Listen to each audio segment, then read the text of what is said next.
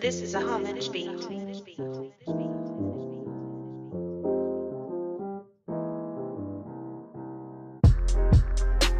start to think about these things, you're like, yo, these things are kind of important. Yeah. Because you hit on Sure. it. Because I say fire is used for light and then warmth. But then I also say, these are not the only reasons. I say humans use, it does not stop here, humans are the only ones who use fire to cook. I say this is a remarkable fact because it demonstrates a fundamental difference between man and animals. In the wild, animals eat food that is raw and uncooked. While there's technically nothing wrong with eating certain foods raw, cooked food has several benefits. The primary reason we cook food is due to health concerns. And so this is just crazy when you think about that. Again, survival. Most of the food that we eat, especially if it's meat, you gotta cook it. Yeah. So that's vitally important to your survival. Because I think that was one of the big things about like pork. You couldn't eat pork because it had all the bacteria in it. Yeah. But if you cook it, and I love me some bacon, when you cook it, it's a little bit more better for you. But it's like humans are the only ones that cook, that eat food in that capacity. And I'll talk about that later. But it's just again something we don't like give a second thought to, this idea of cooking. And who don't like good cooked food? Yeah. But it's like that's only possible with fire. Yeah. And so we're seeing these practical uses of fire and how it's connected to our survival. Yeah. But I talk about a fourth way that fire is essential, and one that when I did my research, I was like, man, that's really important. I talk about refinement. I say refinement is the process of removing impurities and unwanted elements from a substance. Generally, metals are refined, and metallurgy is the art and science of extracting metals from their ores and modifying them for use. During this process, metals are put under intense heat in order for their desired purpose. Again, this is a practice that is exclusive to humans. Animals do not make jewelry or weapons. So again, jewelry may not be the aspect of survival, but definitely the weapons are. For sure. That you're using weapons. It's like I remember there's this part in like Pirates of the Caribbean, like the first one, where I think Will, he was like a blacksmith, and he had like the sword and the fire, and it's like, man, you need that burning of the metal in order to make the sword or whatever weapon that you're using to construct, that you use this practice of metallurgy to construct a weapon, which again, important to your survival. And so I just had a real fun question, because we talk about it's used for weapons and jewelry. If you had and I don't want to say unlimited sources, but if you could just splurge on yourself, what would be your piece of jewelry that you would splurge on, and what would be like the metal? Like for me, I wasn't never really big on like chains or anything like that, because I know I forget what they called, the Cuban links or something like that. Those are cool, but I was never like big on those or a whole bunch of diamonds, because even like growing up, like it was cool for dudes to have like diamonds in their ears and stuff like that. That was never me. But I love watches. Just a real nice classic, and I didn't like gaudy stuff either, but a nice watch, and I didn't really like gold, so I could either do silver or white gold or something like that, because I know like platinum was a big thing, but I'm in that's where I'm at, something like silver or gold, and it was like kind of crazy too, because we were talking about this too, where like tungsten is the metal that's used for our wedding bands. And my father, he's like and you could tell like generationally, like I don't know what kind of wedding band your father has, but they had like the gold plain one. That's all they had. And I was like, I do not want that corny looking ring. So I want to look a little manly, a little thick, masculine ring. So and a lot of people in my generation have this kind of ring. But as far as jewelry is concerned, I'm more of a watch guy. And I like either silver or white gold or something like that. What would be your preference if you had the opportunity just to splurge on yourself and just floss on somebody? Yeah, let me get that. Let me get a watch and a wedding band with my metal of choice gonna be. I'm gonna choose vibranium.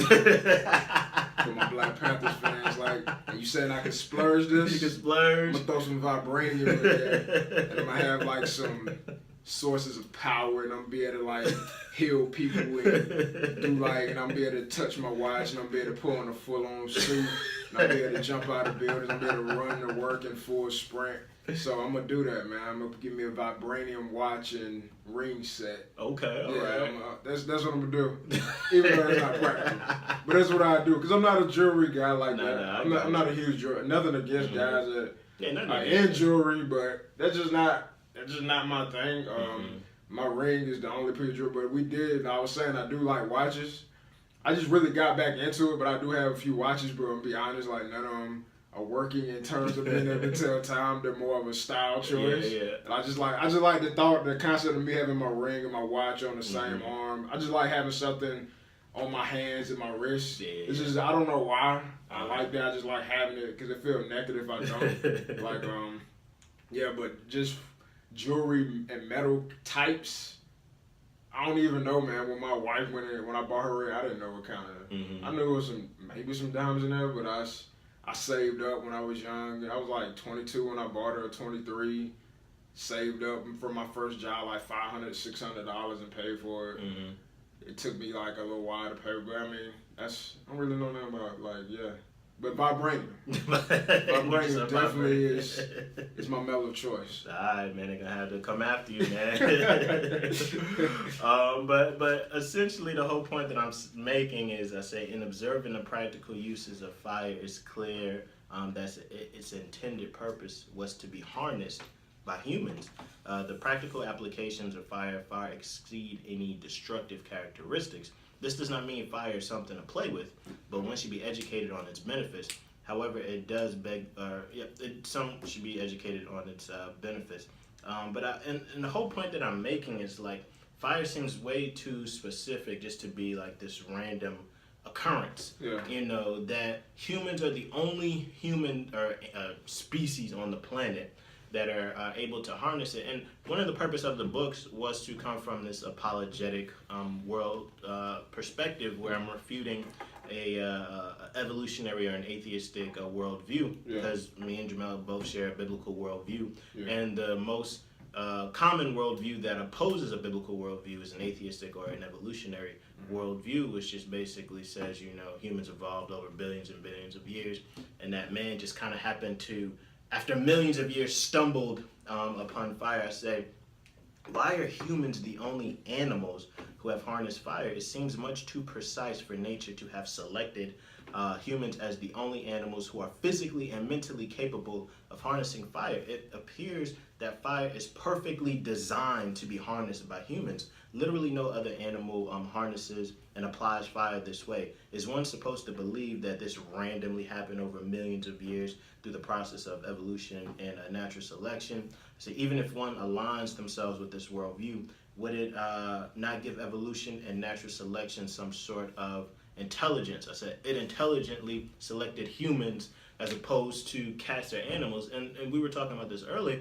where it's like, physically and mentally, humans are the only ones who are able to control fire. No other animal is capable of doing that. And it seems much too precise that this aspect of fire is like designed purposely for us, and it's just suddenly by accident. Because it's like when you, and again, I'm not that well versed on evolution, and you made a great point. It would be great to have someone who does share that worldview up here so that they can possibly educate us. Because I don't want to misrepresent their worldview, but from my understanding, my limited understanding is like, man started off as these ape-like creatures and started to become more erect and stand up, and then all of a sudden, you know, the cavemen just started rubbing sticks together, and all of a sudden they noticed fire. And I guess over time that they've learned how to harness that. And I say, like, we have this poor view of our ancestors, especially if you come from an evolutionary worldview,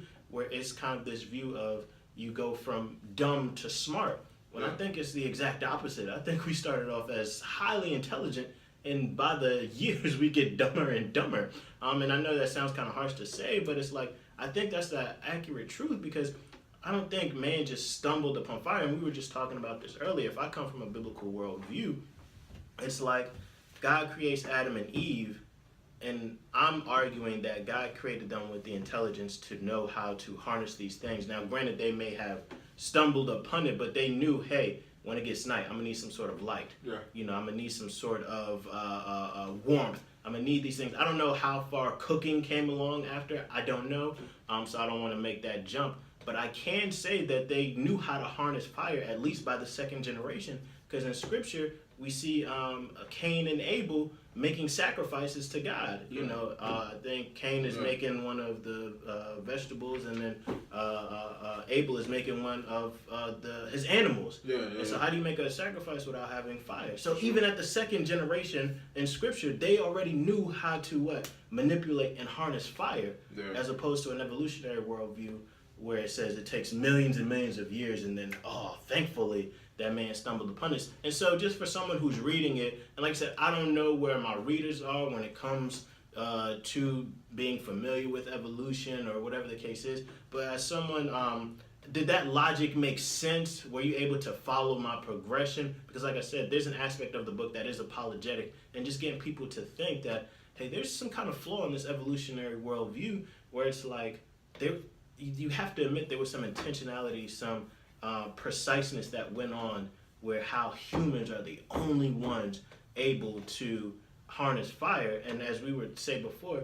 the difference is humans are made in the image of God, and that they're highly intelligent beings. And that's one of the ways that separates us from the animals, as opposed to saying you're just an animal that evolved from an ape-like creature. So I don't know if that question made sense or anything like that, but what is your take on that, especially as someone reading that, because that's always my concern. Like, am I making sense?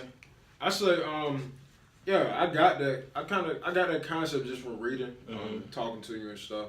I got where you were kind of going with that, where you were flipping and you were going apologetic with it, seeing that you wanted to distinguish that distinction between man and other creatures, and how in order to be able to create something like that and have fire, you have to be coming from an intelligent being.